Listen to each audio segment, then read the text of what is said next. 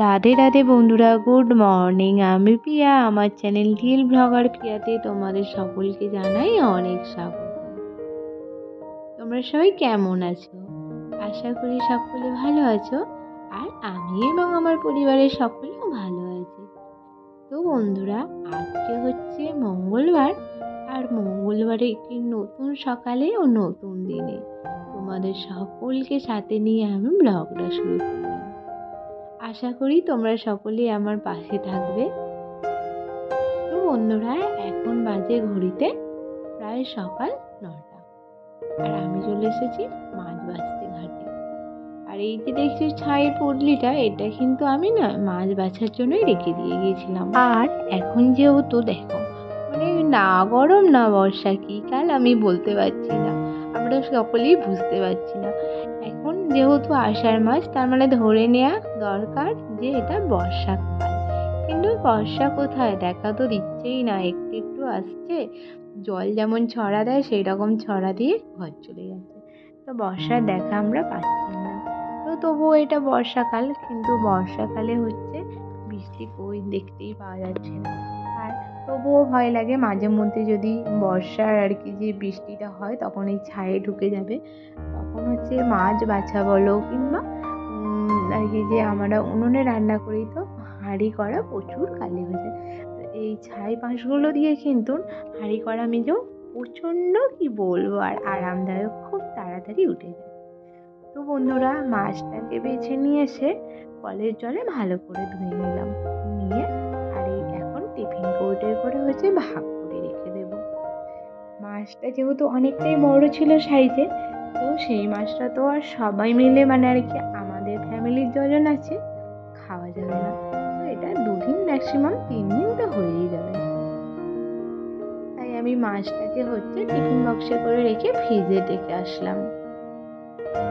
আর এই দেখো, ফ্রিজে হচ্ছে কয়েকটা গোলাপ ফুল আছে, আর গোলাপ ফুলগুলো শুকিয়েই গেছে।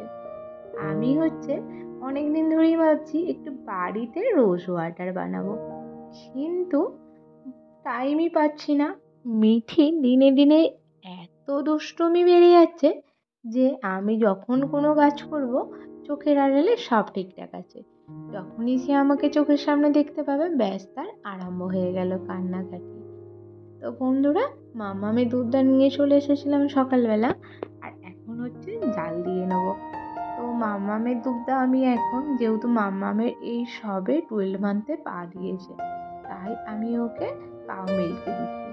আর মামামের দুধে কিন্তু আমি ফার্স্ট টাইম 1 কাপ দুধে 2 কাপ জল দিয়ে অনেকক্ষণ ধরে ফুটিয়ে নিচ্ছি।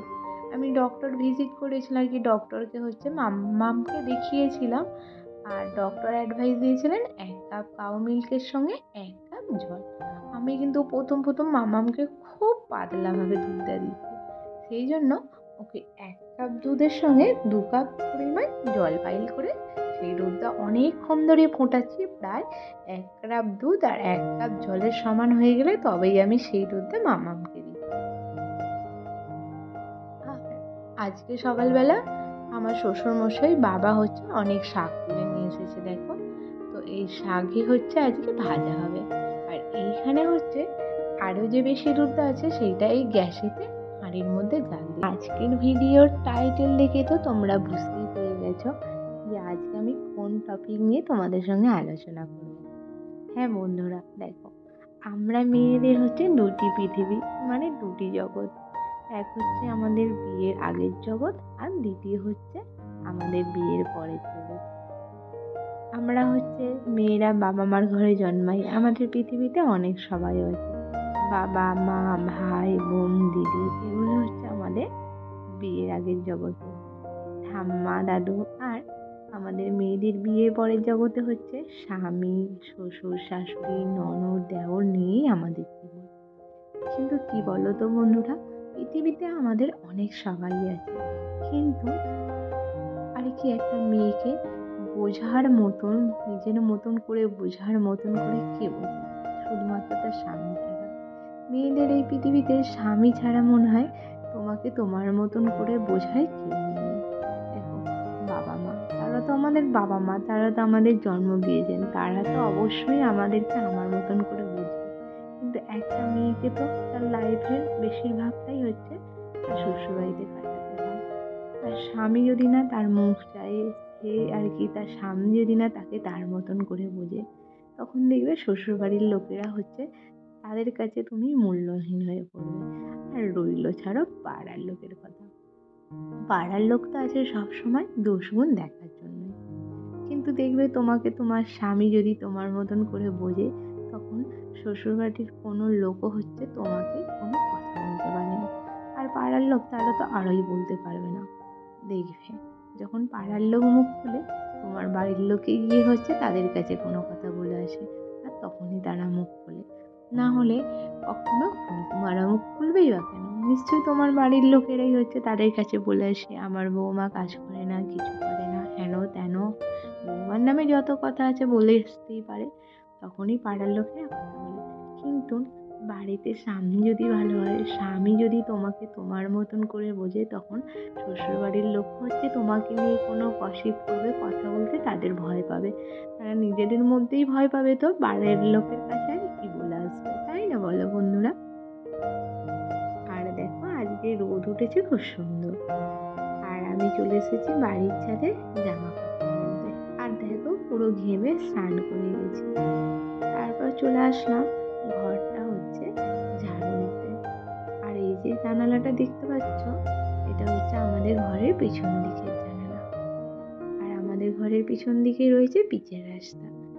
এটা হচ্ছে পিচের রাস্তা বলতে যে বাস লরি চলে সেই পিচ না। এখন তো বন্ধুরা পাড়ার ভেতরেও পিচের রাস্তা আছে, তো আমাদের এটা হচ্ছে পাড়ার ভেতরের রাস্তা। আর ওই টোটো, অটো, বাইক, সাইকেল এইসব গাড়ি যায়। আর আমার ঘরটা মনে হচ্ছে দিনে দুবার করে আর কি মুছলে ভালো হয়, যে পরিমাণ ধুলো হয়।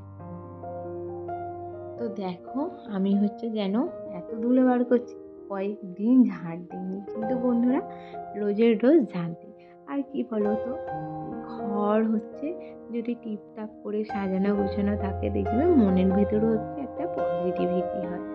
আর ঘর তোর যদি অপরিষ্কার অপরিচ্ছন্ন থাকে, তাহলে মনের ভেতরে একটা নেগেটিভিটি কাজ করে। তো ঘর দেখবে পরিষ্কার পরিচ্ছন্ন থাকলে একটা চোখের শান্তি হয়, মনের শান্তি হয়। আর যেহেতু বর্ষাকাল নামে, গরম কিন্তু একটুও কমেনি। তো গরমে আমাদের হচ্ছে হাঁসফাঁস করার কষ্ট হচ্ছে। কিন্তু কি বলতো, ঘর পরিষ্কার পরিচ্ছন্ন থাকলে তোমার চোখের শান্তি মনের শান্তিতে একটু হলেও গরমটা আর কি কমে যায়। আর এই যে জানালার গ্রিলগুলো হচ্ছে অনেক দিন ধরেই হচ্ছে পরিষ্কার করা হয়নি। তো বন্ধুরা আমি একটা টিপস ফলো করে আমি আমার ঘরের সমস্ত গ্রিল পরিষ্কার করি।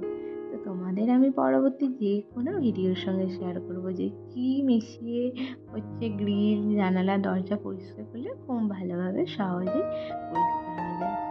তারপর বন্ধুরা আজকে রান্না সেরকম বেশি কিছু করবো না।